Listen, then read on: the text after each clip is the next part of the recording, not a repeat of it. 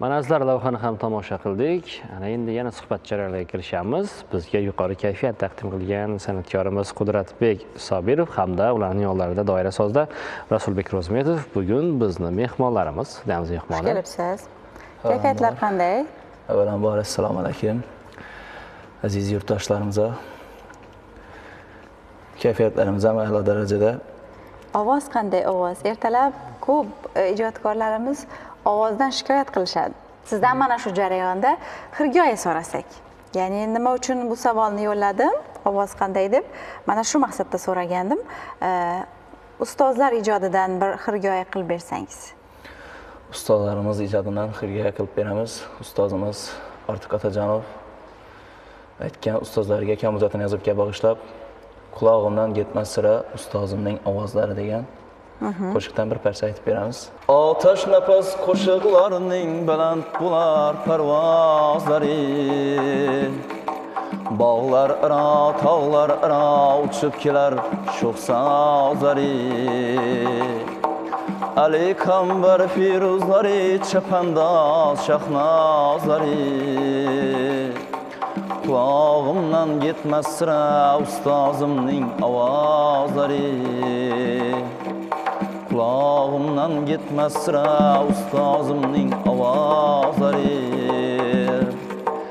Ustoz yotgan maskan bir kun ziyoratga gulshan bo'lar.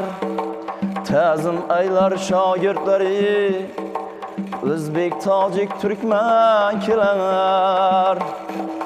Yangi kuylar bilan, gullar bilan bag'ri to'lar. Qulog'imdan ketmas sira ustozimning ovozlari. Yuragimdan chiqmas sira mayin sho'x sozlari. Qulog'imdan ketmas sira ustozimning ovozlari.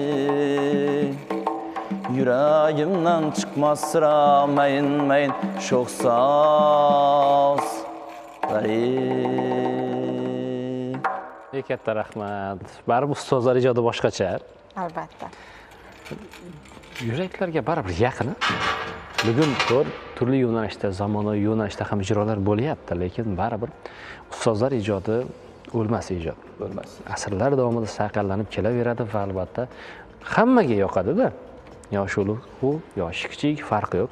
Va bugun ana shunday ijod namunalarini yaratish har bir san'atkorning vazifasi. San'at olamiga kirib keldimi? Qadam qo'yaptimi? Demak, o'ziga xos yana bir ijroni, o'ziga mos bo'lgan uslubni ham tanlay olish kerak. Xo'sh, ijodda qanday yangiliklar o'zingizni? Shaxsiy ijodda. Shaxsiy ijodimiz hozir shuni ustida ishlab turibmiz. Yaqin kunlarda elimizga taqdim qilamiz. Shu yerda premyera bo'ladi, Xorazm telekanalida. Shu yerga taqdim qilish istagidasiz, ya'ni bizning telekanalimizga. Albatta. Albatta, endi ijodga omad tilaymiz va kelingizda yana bitta lavha bor. Lavhani tomosha qilamiz. Kitobsevar muxlislarimizni endi ekran qarshisiga chorlasak bo'ladi. Albatta, men uchun sevimli bo'lgan sahifa. Men o'qigan asar sahifasini birgalikda tomosha qilsak.